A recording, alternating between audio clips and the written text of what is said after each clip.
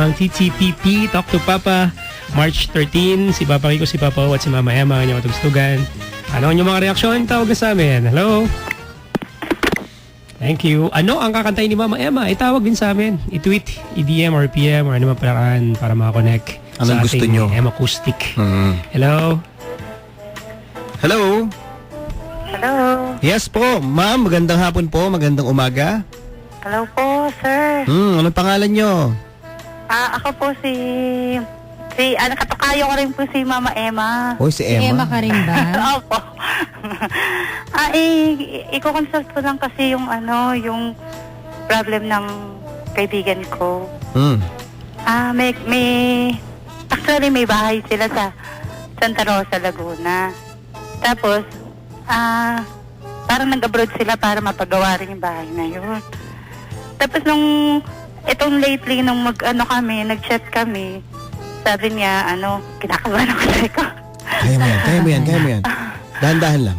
Ako kasi nga sabi niya, may big problem daw siya. Tapos sabi niya, maghihiwalay na raw sila ng husband niya. Sabi ko, bakit? Ano nangyari? Sabi niya gano'n kasi ng babae daw yung asawa niya. Ang masama pa nito, nag-ampon sila. Akala ko naman noong una, may diferensya sila kaya nag-ampon sila. Yung pala, talagang ayaw pala ng lalaki na mag-anak muna sila kasi nga, Pero hindi pa raw sila ready. Paano yun? Nag-ampon sila? Yun nga ang malaking question kasi ngayon ng babae nga, bali pangalawang pambababae na raw nung asawa niya, pinatawad niya na raw noong una. Tapos yung pangalawang pambababae daw, nagkaanak dun.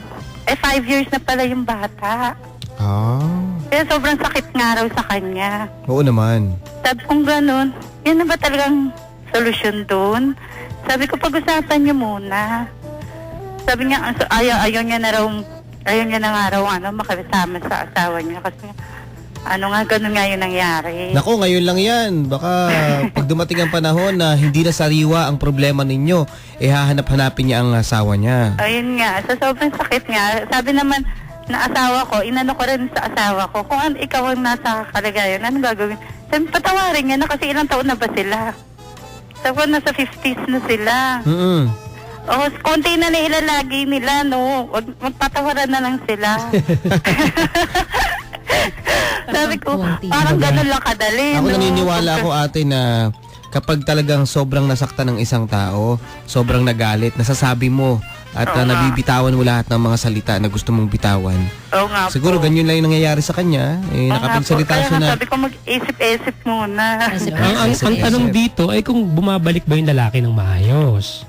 Gusto ba ng lalaki? Parang ayaw nga rin mo pong makipag-iwalay sa kanya. Yun, magkasama sila. Bakit pa pababalik eh? Pero ayaw niya na nga, sabi niya gano'n, huwag naman daw siyang i-junk ng ganon-ganon lang. Hintayin na lang daw ibenta yung bahay nila sa Santa Rosa. Para, meron pa pala. pagkatian nila. Para bibili na lang din ng maliit na bahay. Okay. Pero papunta na rin sa paghihiwalay. May intention lang sila dahil meron silang conjugal. Yun nga po. Okay. Yun nga po. Nasa ganyang edad naman talaga sila na hindi na companionship ng isa't isa ang hinahanap nila. Kung galit na sila sa isa't isa, wala nang tiwala.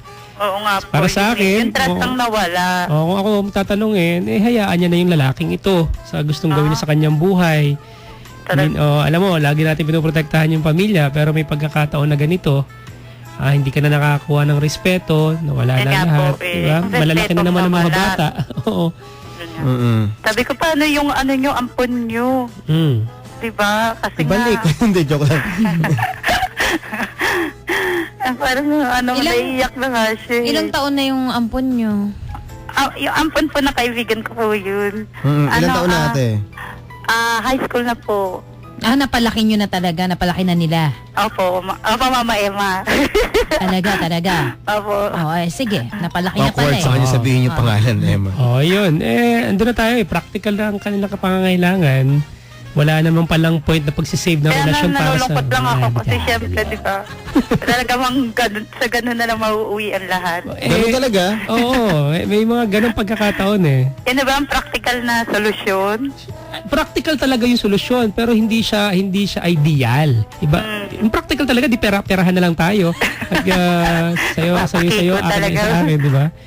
Nga po. Buti nakatawag ako rito sa inyo. Ay, buti nga, oo. Buti nakausap ka Swerte. namin. Sabi ko nga sa kanya, sabi ko gano'n, alam mo, itatawag ko nga yun sa kay talk to Papa. Para, kung talagang yung magandang solusyon. Kasi Ngayon, yun din ang depressed pinayo ate? ko. Kapag nawala na yung pagmamahal, tsaka yung trust, what sense pa para magsama, di ba? Yun na rin ang akin. Mag-aaway-aaway din yan at magsusumbatan. Yun nga po. Kaya nga, yun na talaga ang the best nila. Alright. Nakakalungkot lang kasi, siyempre, di ba? Tsaka, concern ka rito. Bakit ka na-involved dito sa ganitong Kaibigan ko po siya. kaibigan mo? Nagko-confess Opo. sa'yo yung babae o yung lalaki? Opo, yung babae po. Okay. Kumare. Opo, kumahari ko po. Punta ka dito sa bahay, wala akong kasama, Papa-Obet. di ba? Opo, Papa-Obet. Tapos magluluto ka, kakain kayo. Kwentuhan, nagluluto, andyan na lahat. Hindi ba malayo siya eh. Actually, nagpaplano kaming mag-meet sa, chat lang po kami. Chat lang to. Naichikan ang buong buhay. Oh, ganun po kami ka-close Ganun talaga. katindi talaga ang mundo ngayon. Wala nang taguan. Akalain mo na ikwento mo sa amin yung buhay nila ng chat lang pala yung pinanggalingan ng lahat ng to. Akala ko naman parang sisi ka, sister, pasok ka, Crayola tayo, iiyak tayo. Hindi po, kasi very concerned lang talaga ako kasi syempre, ang ganda pa man din ng bahay nila. Kaya naman pala si Yun ate. eh. Concerned, glorified, chismosa. Ay, hindi naman po. Joke lang. Ganda ng Tigil lang bahay po talaga. eh. Nagmamalasakit lang po talaga. Sige, pag binenta yung bahay, hingi ka ng konting pang Ay, hindi juice, po. ha? Kasi nga lang, ako nga bibili dahil nanginayang ko sa bahay. Di ba parang may sentimental Pwede na nga value din yun. eh. Bibili Alam mo, na ang may bahay ano. naman kasi ay bahay, maganda. Ang bahay kasi, Ayun nga po. tangible lang to na bagay. Kahit bahay lang pa rin yan. Yung Tama relasyon po. wala At sa loob saka, ng bahay. Kung wala rin pag-ibig sa bahay, Yun wala na. rin, di ba? Yun Parang na. wala lang. Wala tayong buhay. Ayan. Salamat. Thank you. Opo, salamat po, Papa Kiko, Papa Obet, At Mama kay Em. Katokayo. Thank you po. Ano pa kakantahin nyo? Ano gusto mo? Request ka ate. Ate Emma, request. Ano na lang, para madali, yung... How long we held each Huwag yung malungkot yun, Malungkot ba Mother's yun? Day. Hindi, yung mababa lang para kaya ni Mama Em. Hindi kaya? Sabi nga. yung... Dapat nga wag mababa ate, dapat mataas. pambiri talaga, pang Oo, aging. kasi hindi kumakanta ng mababa to. Talaga. Nagagalit sa amin to. pag Luha kumakanta na ng lang. mga- Luha. Luha, baka maluha ka dyan. Ay, hindi naman po. Hindi lang para sa akin yun eh. Luha nung natumuta. Hindi, sana pwede ba, na lang po, duet naman kayo ni Papa Obet, diba? Lagi naman eh. Oh, can't we try ba? Pwede. Can't Gusto we namin ng try? asawa ko yun eh. You can try it. Can't Sana try. nga matry niyo po. We can't. Ay, we can't. Kaya niyo yun. Thank Uy, sabi mo eh. Okay po. Takot lang namin sa'yo. Sige po, marami pong salamat. Salamat. Bye-bye. Bye. Grabe, sa ano pala ikinuwento? Sa Oo, chat sa lang pala. cyber lang, oo. Tapos tayo, na-picture na natin ng Ang ganda ng pagkalalim-lalim. no? May mga ganun tao talaga. Ang sarap magkwento. Ang galing, Galing oo. magkwento. Mapipicture mo talaga. May kilala akong ganyan eh. Na pag nagkwento na, imagine mo talaga yung sitwasyon. Oo, napipicture mo na yung mga nangyari, yung mga Oo. kinuha. Elas, hello? Hello po, Papa Kiko, Papa Obet, Mama Emma. Hello, Iha. O ano yung problema? Uy, i-request na ako kay Mama Emma. Sige. Oo. Duet naman kayo ni Papa Obet, diba? As always. Way Back into Love. Way back into love. Ito, madali-dali lang. Baba ano, yun. Pero walang challenge kay Mama Yan. Siya, Baba. Walang request eh. kwenta. Ayun na. Okay, sige. Okay. Request pa rin niya yan. Sige. Ayos, thank you. Salamat. Elas, hello? Hello? Ikaw ba ang mga kasama namin sa March 22? Pupunta Pipili na papunta tayo. sa isang direksyon.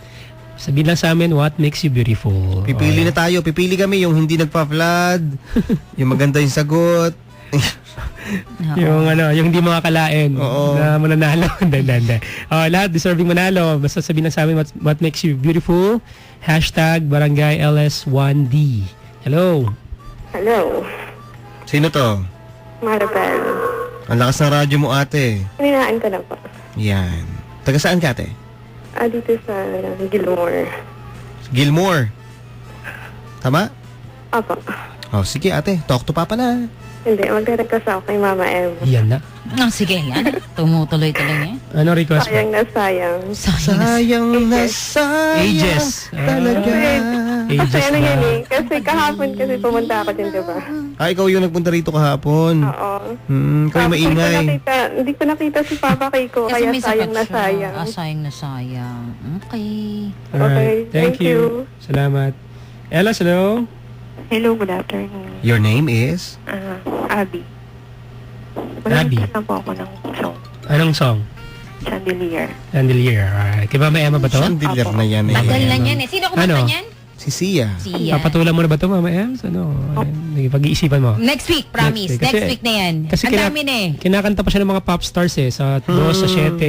Hayaan mo na natin sila kasi masasapawan. Alam mo na. Sabawan tama. ko sila. Ang karera nila, yun talaga ang kanilang trabaho. Tayo naman, DJ tayo. So, Baka yan pa magpakabagsak sa kanila. salamat sa concern mo, Mama Ems. Hello? Hello, Angas. good afternoon. Yes, sir. Magandang hapon din. Anong pangalan mo? Ray po, Ray. Ray. Uy, si Papa Ray. Ray. Talk to Papa na. Magre-request lang po ng kanta kasi ang papakit itong nare-request silang kanta eh. Baka ikasira ni Mama Emma yan. Anong kanta? Ang dapat kantahin ni Mama Emma yung Malarijin. Ba? Ano yan? Forever with Martin Rivera. Pwede. Papa, di ba? Oh, pwede. Oh, Ito ganun. yan, oh. Mga Forever. idols. Sino kumanta nun? Si Martin Martin at Rivera si and Regine. Regine. Oh. Oo. Bakit yun, Mama Emma? Kasi parang ano eh. Ano? Plakadong-plakado mo yung mga Regine eh. Mga gano'n. Pagpapagising si Regine. Oo naman. Sige, maghahandaan namin mamaya, sir, ha? Salamat. Salamat. May minus one ka ba doon, Paps? Meron ako niyan. Sa recording natin. Ready Sige, na sige. tayo Yan. niyan. Minus one tayo Anytime mamaya. soon. Minus one tayo. Okay, mga kabarangay, ano request kay Mama Emma? Pinag-uusapan na po ang pinakamainit na acoustic session ngayon sa radyo. Tama. Mas malulupit pa sa sessionistas. Yan ah! Ang Emma Acoustic, mga kabarangay. Play tayo ng song, 1:49 na ating oras. Ako po si DJ PK Babarico. Ako po si Papa Obe. Kasama pa rin sa Mama Emma. And I'm officially missing everyone dito lang sa Barangay LSI.